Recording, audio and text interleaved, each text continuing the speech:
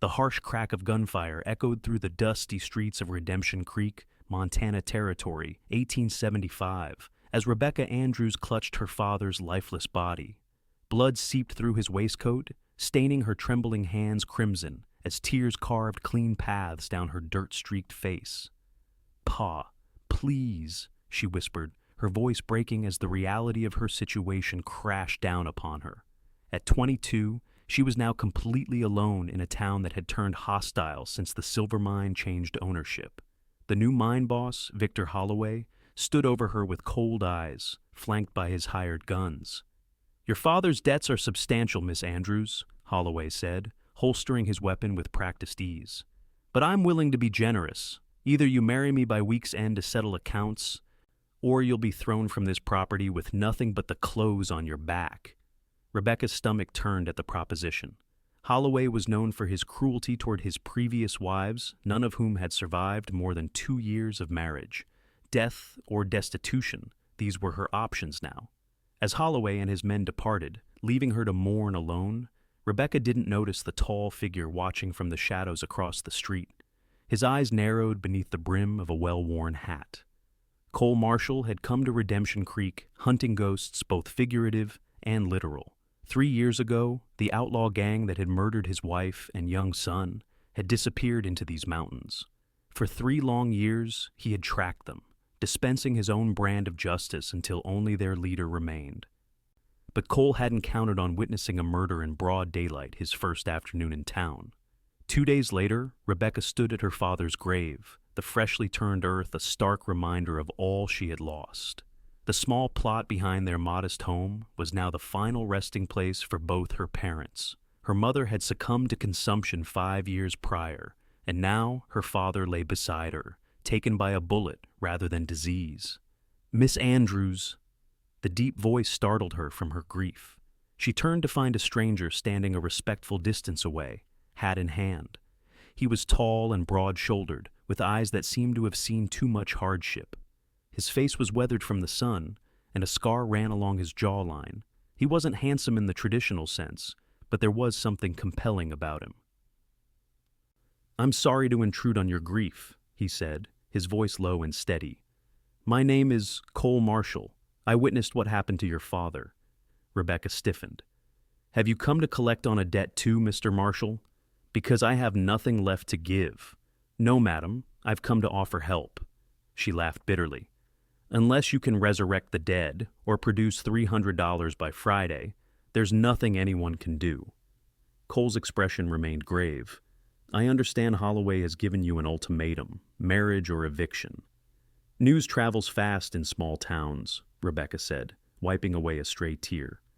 "I have a proposition for you, Miss Andrews, though it might seem forward." He took a step closer. "Marry me instead." Rebecca's eyes widened. "I beg your pardon?" "A marriage in name only," he clarified quickly. "I need a reason to stay in this town without arousing suspicion, and you need protection from Holloway. I can provide that and settle your father's debts." "You're a stranger, Mr. Marshall. Why would you help me?" His eyes darkened. "Let's just say I have no love for men who abuse their power. I've seen too many innocent people suffer at their hands." Rebecca studied him carefully. There was something in his eyes, pain, perhaps, or vengeance, but also a steadiness that seemed trustworthy. "How do I know you're not worse than Holloway?" "You don't," he admitted, "but I'm offering you a choice. We marry, I settle the debt, and when my business in this town is concluded, you can decide whether to continue our arrangement or end it. I'll ensure you have the means to support yourself either way." It was madness to consider it. But what choice did she have? Death by Holloway's hand, or a chance at survival with this stranger?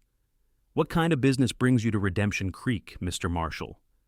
"The kind best left undiscussed," he replied, his expression hardening momentarily. Rebecca took a deep breath. "If we do this, there would be conditions.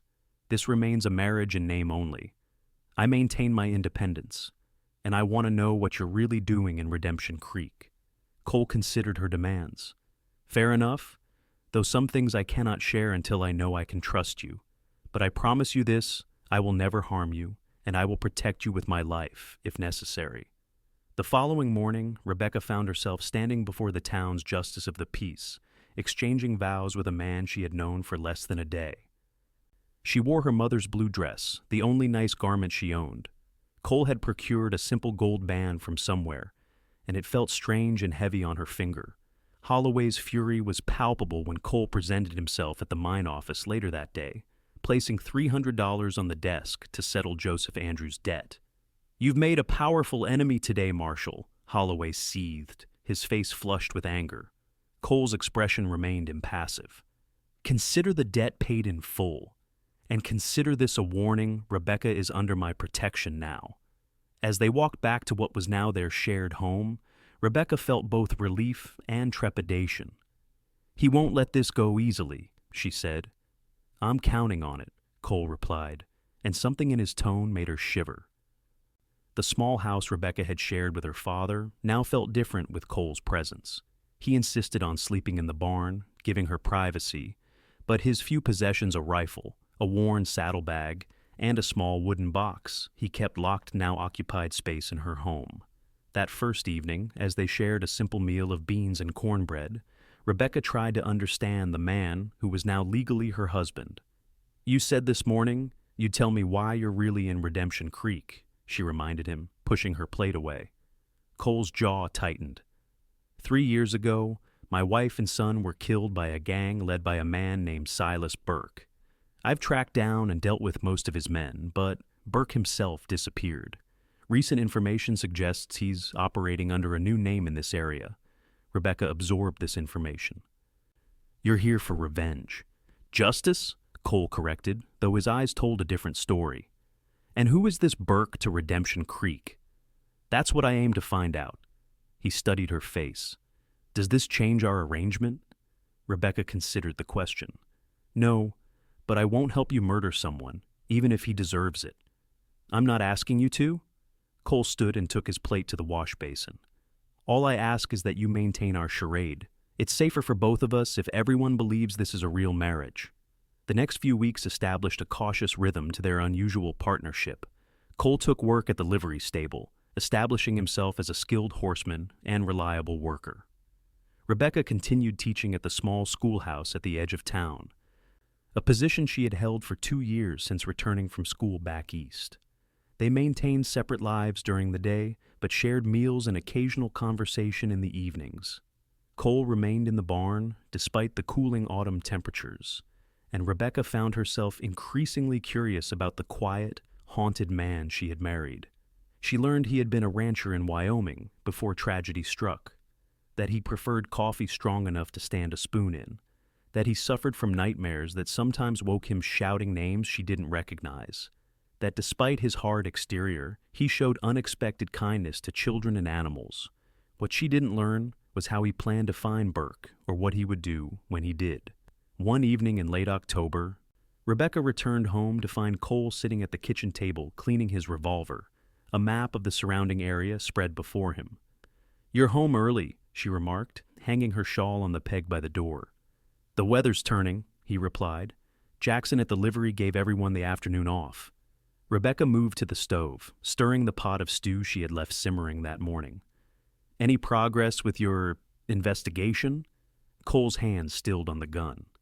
"Perhaps. There's been talk of Holloway meeting with someone up at Copper Ridge, someone who doesn't show his face in town. That could be anyone, prospectors, trappers, accompanied by 3 armed men and carrying strongboxes." Cole shook his head.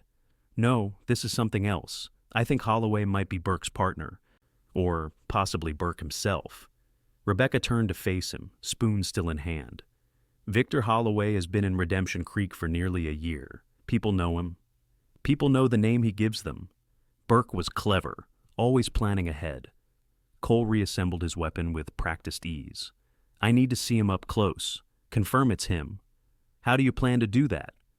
"There's a social at the church this Saturday. Holloway never misses a chance to appear respectable in public." Rebecca nodded slowly. "And you want us to attend?" "It would strengthen our cover. A newly married couple would naturally attend community gatherings." The thought of appearing in public as Cole's wife made Rebecca strangely nervous. They had maintained their distance in town, their paths rarely crossing during the day. The social would be their first real test as a married couple. People will expect certain behaviors from a newly married couple, she pointed out. Cole's expression remained unreadable. I understand. We'll need to be convincing. The church social arrived with crisp autumn air and the scent of pine and wood smoke. Rebecca wore her best dress, a deep green wool that had belonged to her mother, altered to fit her smaller frame. Cole, she noted with surprise, had procured a new shirt and had trimmed his beard, making him look less like the hardened man who had arrived in town, and more like the respectable husband he was pretending to be. You look beautiful, he said simply when she emerged from her bedroom, and Rebecca felt an unexpected warmth in her cheeks at the compliment. The social was held in the church meeting hall, decorated with autumn leaves and candles. Nearly everyone in town attended these monthly gatherings, a chance for socializing in a community where distances between homesteads could be considerable. As they entered, Rebecca felt the weight of curious stares. Her hasty marriage had been the subject of gossip for weeks, and this was the town's first opportunity to observe them as a couple. Ignore them, Cole murmured, his hand resting lightly on the small of her back.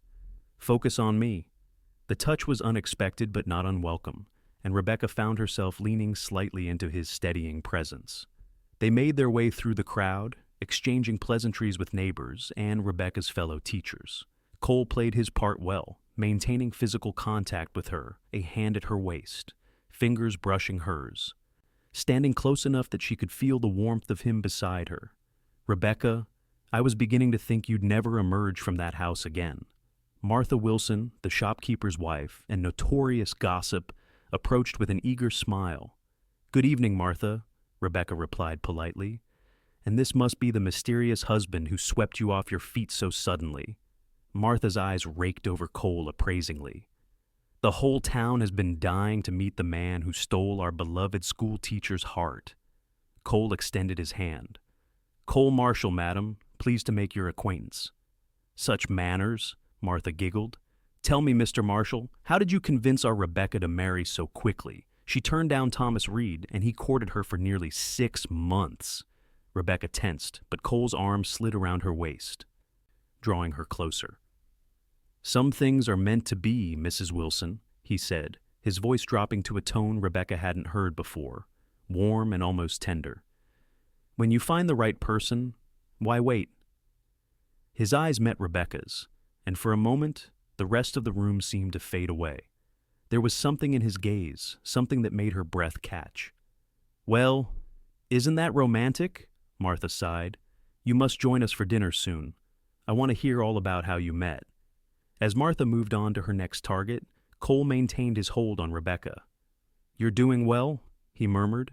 As are you, she replied, surprised by how natural it felt to be held by him. I didn't realize you could be so charming. A shadow of a smile crossed his face. I wasn't always the man you met by your father's grave. Rebecca. The evening progressed with music and dancing. To Rebecca's surprise, Cole proved to be a capable dancer, guiding her confidently through a waltz. Another hidden talent, Mr. Marshall, she asked as they moved across the floor. My wife taught me, he replied, then fell silent, his jaw tightening at the mention of his past. Rebecca felt a pang of sympathy. Tell me about her, she said softly. If you want to. Cole was quiet for so long, she thought he wouldn't answer. Finally, as the music slowed, he spoke. Her name was Elizabeth. She loved music and wildflowers and laughed at the most unexpected moments. She was carrying our second child when they came. The raw pain in his voice made Rebecca's heart ache. I'm sorry, Cole. It was another life, he said, his expression closing again. One I can't get back. Before Rebecca could respond, a hush fell over the room. Victor Holloway had arrived, accompanied by his foreman and another man she didn't recognize. Cole's body tensed against hers, and his hand tightened at her waist. That's him, he whispered, his voice cold. The man on Holloway's left. That's Silas Burke. Rebecca studied the stranger, a tall, lean man with silvering hair and a neat beard. He carried himself with confidence, nodding pleasantly to the townspeople. Nothing about him suggested a ruthless killer. Are you certain? She asked. I'd know him anywhere, Cole replied, his voice tight with controlled rage. He's using the name James Peterson now, claims to be an investor from Denver. What will you do? Cole's eyes never left Burke. Finish what I started. The remainder of the evening passed in tense vigilance. Cole kept Rebecca close, using their disguise as newlyweds to maintain a position where he could observe Burke without arousing suspicion. To the onlookers, they appeared to be a couple lost in each other's company. As they walked home under a canopy of stars, Rebecca found herself troubled by the coldness that had returned to Cole's eyes. Killing him won't bring them back, she said quietly as they reached their front porch. Cole stopped, his face half hidden in shadow. I know that, but it might give them peace. And you, will it give you peace? He didn't answer immediately. It's all I have left to give them. Rebecca reached out, touching his arm gently. That's not true. You have more to offer than vengeance, Cole. I've seen it. He looked down at her hand on his sleeve, then back to her face. Something vulnerable flickered in his eyes before he stepped away. Good night, Rebecca, he said, heading toward the barn. She watched him go, troubled by the growing sense that she was beginning to care for this broken man far more than their arrangement warranted. The following weeks brought early snow and growing tension. Cole confirmed that Burke and Holloway were partners in something illegal, likely using the silver mine as cover for counterfeiting operations. He spent more time away from the house, tracking their movements and gathering evidence. Rebecca found herself increasingly worried each time he left, and increasingly relieved when he returned. Their pretend marriage was beginning to feel less like an arrangement and more like something real, at least on her part. One evening in early December, Rebecca was grading papers by lamplight when the door burst open. Cole staggered in, clutching his side, blood seeping between his fingers. Cole! Rebecca rushed to him as he collapsed into a chair. What happened? Holloway's men, he gasped. Ambush at Copper Ridge. They know who I am. Rebecca helped him remove his coat and shirt, revealing a deep gash along his ribs. This needs stitching, she said, forcing calm into her voice as she gathered supplies. As she cleaned and stitched the wound, Cole explained that he had been discovered observing a meeting between Burke and some men from out of town. The ensuing gunfight had left one of Holloway's men dead and Cole wounded. Burke knows I'm coming for him now, Cole said through gritted teeth as Rebecca tied off the final stitch. He won't wait for me to make another move. You need to rest, Rebecca insisted, helping him to his feet. Take my bed. I'll sleep in the chair. The barn is fine. Don't be ridiculous, she interrupted. It's freezing out there, and you're injured. I won't argue about this. Too weak to protest further, Cole allowed her to help him to her bedroom. As she turned to leave, he caught her hand. Thank you, he said, his voice rough with pain and something else, something that made her heart beat faster. Rest, she replied, gently removing her hand from his. We'll figure out what to do tomorrow. But tomorrow brought new complications. Rebecca awoke to pounding on the door and found Sheriff Taylor on her doorstep. Mrs. Marshall, I need to speak with your husband, he said, his expression grim. There was trouble last night. A man was killed. My husband is unwell, Sheriff, Rebecca replied, blocking the doorway. He took ill yesterday and has a high fever. The sheriff frowned. I have witnesses who place him at Copper Ridge last night. Then your witnesses are mistaken, Rebecca said firmly. Cole hasn't left this house since yesterday morning. I've been caring for him all night.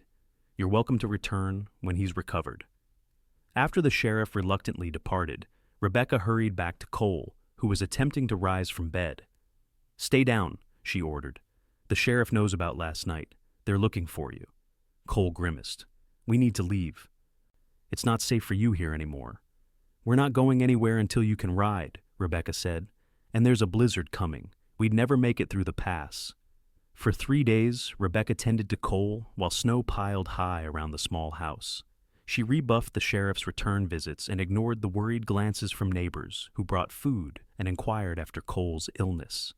In those quiet, snowbound days, something shifted between them. As Cole regained his strength, their conversations deepened.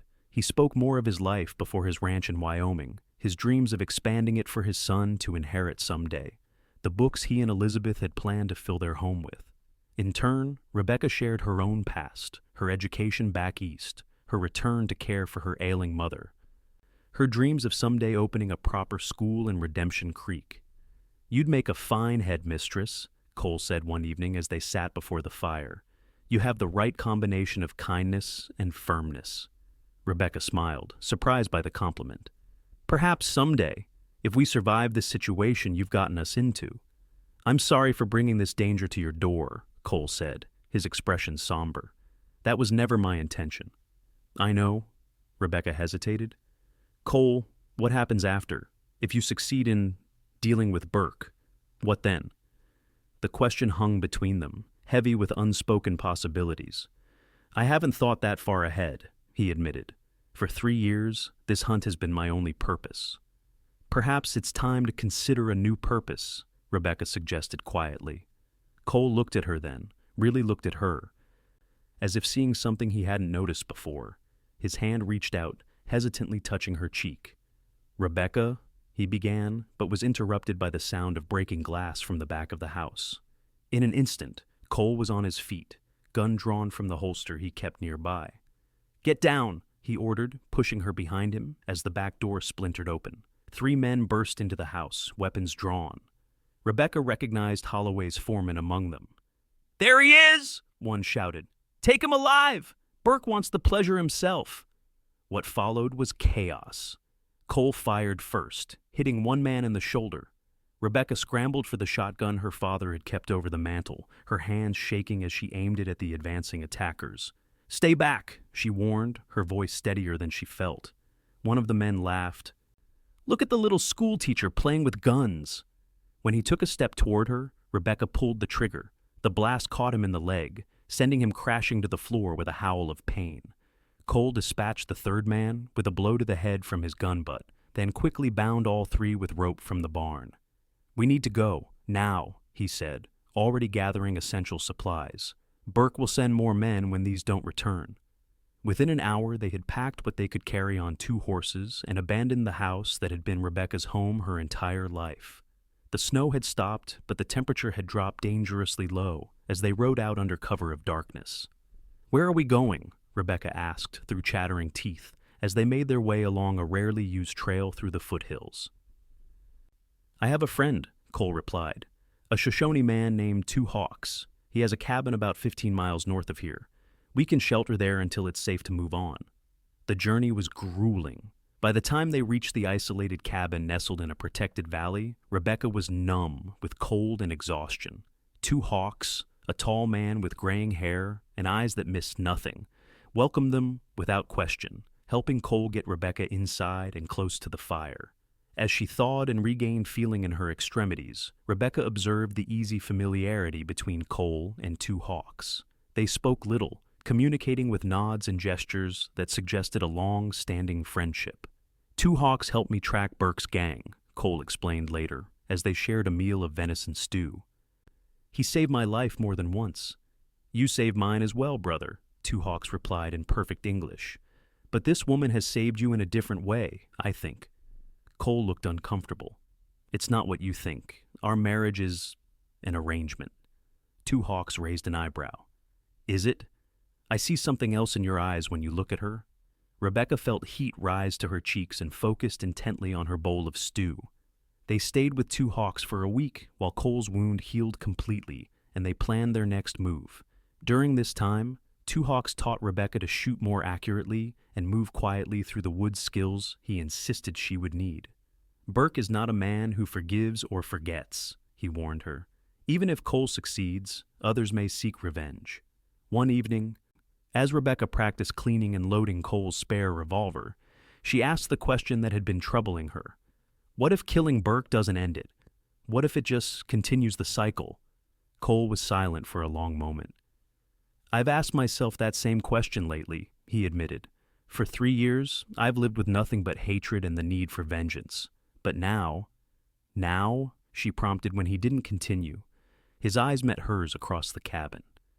"Now, I find myself thinking about what comes after, about possibilities I'd thought were buried with Elizabeth and James." Rebecca's heart quickened. "What kind of possibilities?"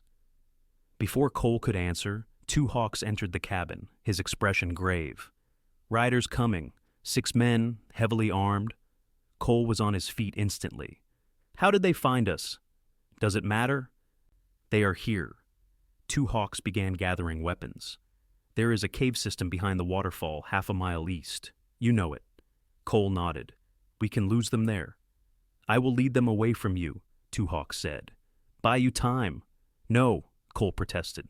Come with us. Two Hawks smiled. This is my land. I know how to disappear here. Go, protect your woman. Within minutes, they were mounted and moving through the dense forest, taking a circuitous route toward the waterfall Two Hawks had mentioned.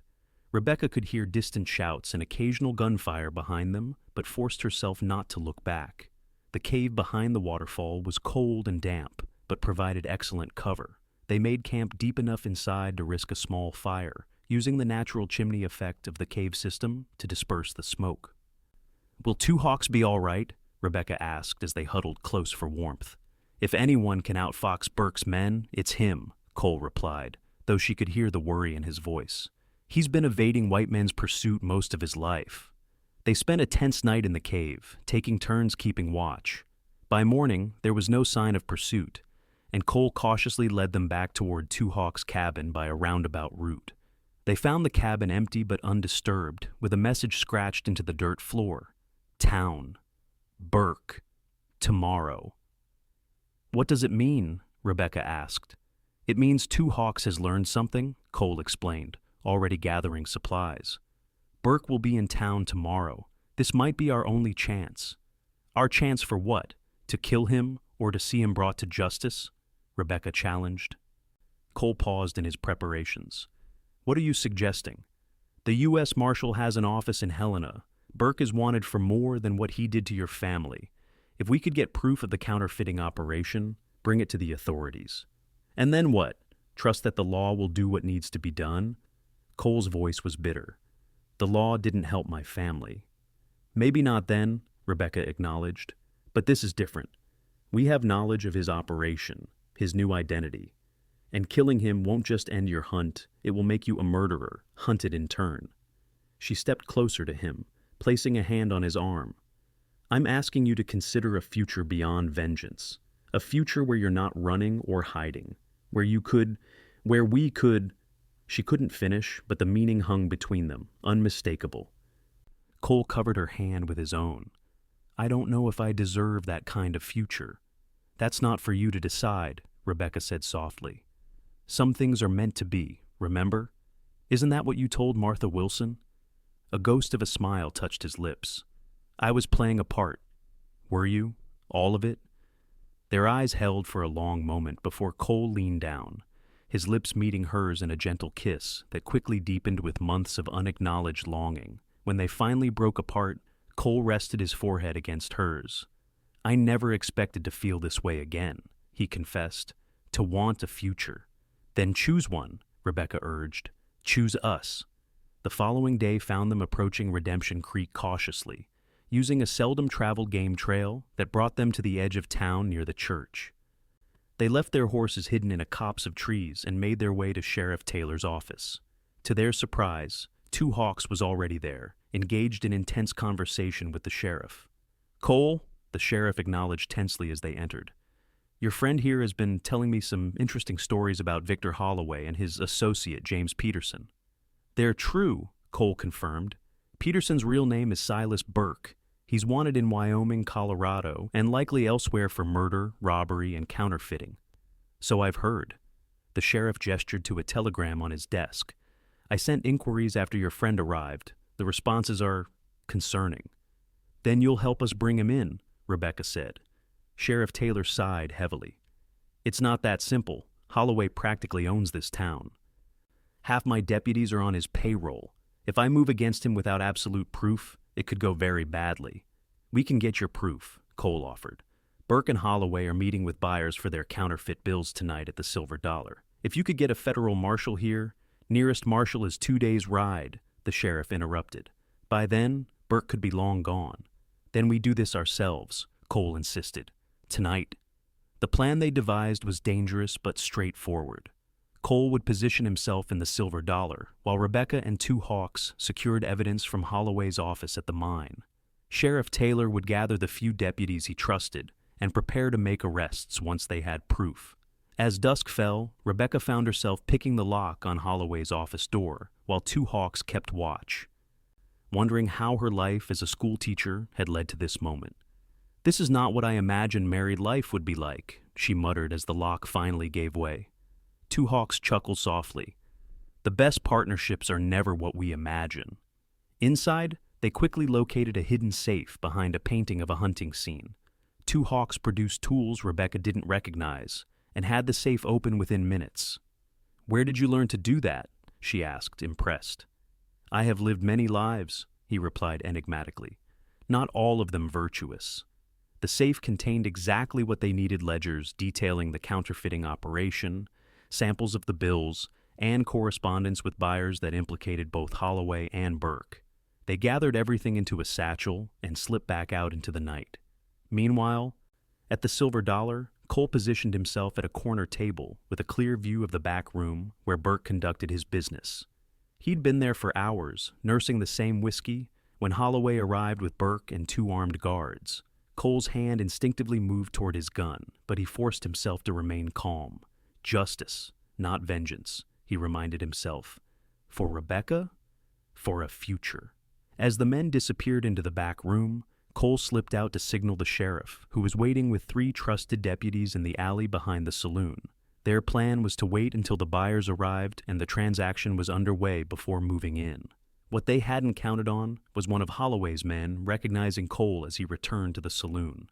"Marshal!" the man shouted, drawing his weapon. "It's a trap!" Chaos erupted in the saloon. Patrons dove for cover as Cole drew his gun, firing at Holloway's man before he could get a shot off. The back room door burst open, and Burke appeared, his face contorting with recognition and rage when he saw Cole. "You!" he snarled, drawing his own weapon. Time seemed to slow as Cole faced the man who had destroyed his family. Burke was already squeezing the trigger when Sheriff Taylor and his deputies burst through the front doors, shouting for everyone to drop their weapons. Burke's shot went wide as he turned toward the new threat. Cole seized the moment, tackling Burke to the ground. They struggled violently, Burke managing to smash a bottle against Cole's head, temporarily stunning him. As Burke raised the jagged bottleneck to finish the job, a shotgun blast tore through the air. Burke's body jerked and then slumped forward, revealing Rebecca standing in the doorway, 2 hawks beside her, the smoking evidence of her shot clear. "Rebecca!" Cole gasped, pushing Burke's body off him. "I couldn't let him take you too," she said, lowering the shotgun with trembling hands. In the aftermath, with Holloway and his surviving men in custody and Burke dead, Rebecca sat beside Cole as a doctor treated the gash on his head. "You could have been killed," he chided gently. "So could you," she countered, "but we're both still here." 2 hawks approached, handing Rebecca a bundle of papers. "The evidence is safe. The sheriff has what he needs." Cole looked at Burke's body, now covered with a sheet as it awaited transport to the undertaker. The vengeance he had sought for 3 years had come not by his hand, but by Rebecca's, not out of hatred, but out of love. "It's over," Rebecca said softly, following his gaze. "He can't hurt anyone else." "But he still has power if we let him," Cole replied. "If we let the past dictate our future." 2 hawks nodded approvingly. "Wise words, brother. What will you do now?" Cole looked at Rebecca, reaching for her hand. "That depends. I have land in Wyoming, good land that's been sitting empty too long. It could use a school." Rebecca's eyes widened. "Are you asking me to go with you? For real this time?" "I'm asking for more than that," Cole said, his voice rough with emotion. "I'm asking if you'd be willing to make our arrangement permanent, to be my wife in truth, not just in name." Rebecca's face lit with a smile that chased away the shadows of the long, difficult day. "I thought you'd never ask, Mr. Marshal." 2 hawks chuckled. "I told you, brother. This one has saved you in ways you didn't know you needed saving." 6 months later, Cole stood on the porch of a newly built ranch house in Wyoming, watching as Rebecca directed the placement of books on shelves in what would become both their home and a small school for neighboring children.